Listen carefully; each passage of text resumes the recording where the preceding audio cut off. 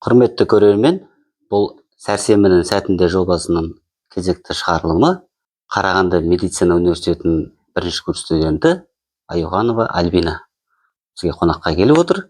Альбина, қош келдің. Сәлеметсіз бе? Ең алдымен өзіңді таныстырып өтсең, отбасыңды таныстырып өтіп. Менің атым Аюханова Альбина Рамилевна.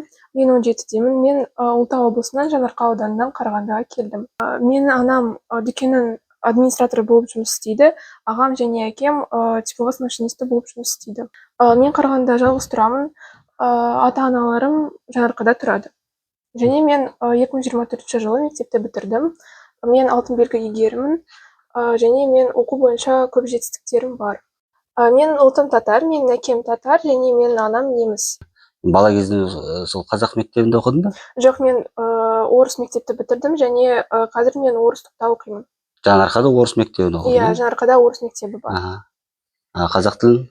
Қазақ тілін мен өзім үйреніп жүрмін. Достарыммен сөйлесемін қазақша. Университетте бүкіл қызығушылығым 9-шы сыныпта туынды. И менің мұғалім өте талапшыл болды. Ол маған қазақ тілінің грамматикасын бәрін түсіндіріп шықты. Мен көптеген олимпиаданың жеңімпазы болып табыламын. Сен сол 9-шы сыныптан бастап қызыға бастадың, иә? Иә. Бірақ ол кезде орыс мектебінде оқисың. Иә, орыс мектебінде. Бірақ мен достарымның көбісі қазақтар, иә. Біздің тобымызда көбісі қазақтар, и олармен біз қазақша сөйлесеміз. Ата-аналарым қазақша білмейді. Түсінеді, бірақ сөйлей алмайды. Ағамен қазақша сөйлесеміз. Ағаң да қазақша біледі? Иә, біледі. Ол жұмыста қазақша сөйлейді. Әкем жақсы түсінеді. Әріптестерімен сөйлеседі. Медицинада мамандардың жетіспеушілігі көп. Және менің арманым бұл жақсы дәрігер болу. Өзімнің ісінің жақсы маман болу. Мықты маман болу. Бұл менің ең үлкен арманым. Университетте қазақ достарың да көп, иә? Иә, орысша сөйлейтіндер де бар, қазақша сөйлейтіндер де достарым бар. Көбісі қазақ тілінде сөйлейді. Менің ең сүйікті фильмім бұл Томирис фильмі. Томирис сақтардың патшасы. Ол өте мықты әйел. Осы фильмді мен қазақша көрдім, және ол өте маған ұнады. Тағы Атаманның ақыры фильмі бар. Атаманның ақыры фильмі ол Атаман Дутов туралы 20-шы ғасырдың азаматтық соғыс туралы. Осы фильм. Мемлекеттік тіл бұл ең маңызды тіл. Мысалы, біз Қазақстанда тұрамыз.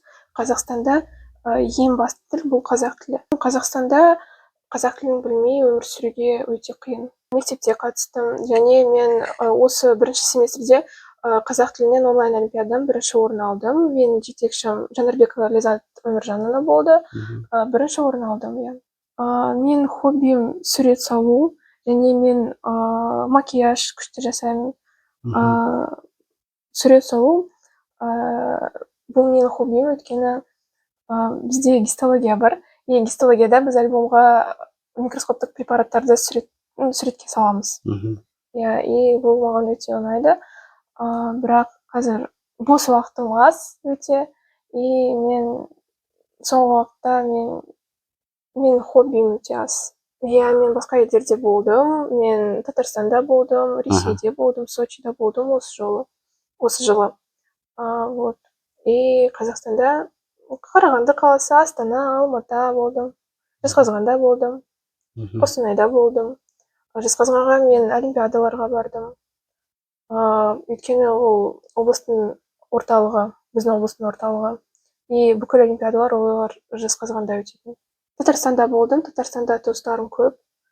2023 жылы Татарстанда болдым. Ресейде осы жылы болдым, Сочида. Жай саяхаттап. Студенттік өмірі өте қызықты. Прям ең қызықты өмір бұл студент. Ең қызықты өмірдің кезеңі бұл студенттік өмір деп санаймын.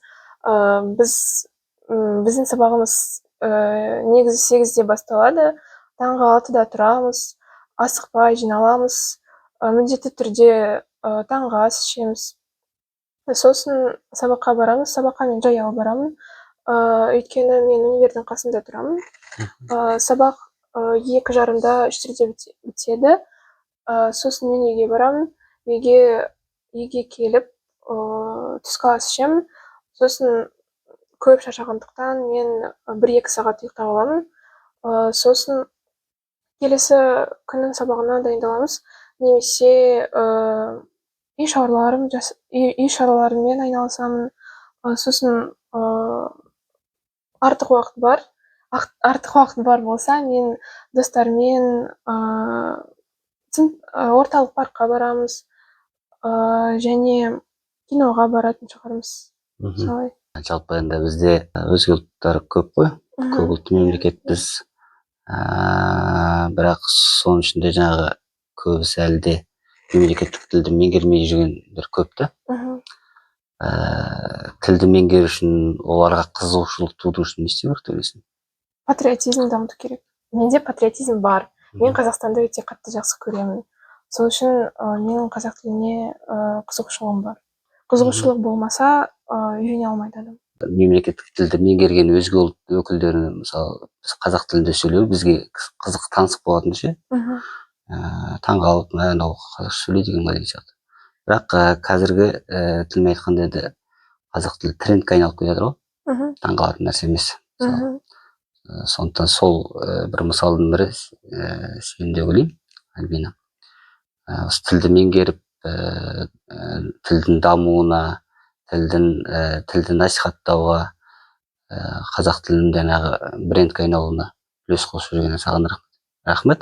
Негізі қазақ тілін бөлу керек, өйткені бұл мемлекеттік тіл. Мен қазақ емеспін, бірақ мен қазақша сөйлей аламын. Мен қазақша білемін, түсінемін. Ал кейбір қазақтар бар, олар түсіне алмайды, жаза алмайды қазақша, сөйлей алмайды. Бұл дұрыс емес деп санаймын. Сәрсенбінің сәтінде жобасының кезекті шығарылымы осымен тәмам. Қазақ тілін үйреніңіздер, тілді дамытайық, бірге дамытайық. Оны дамыту үшін осы видеоны бөлісіңіздер, лүпіл басыңыздар, Альбинаға лүпіл басыңыздар, пікір білдіріңіздер. Сау болыңыздар.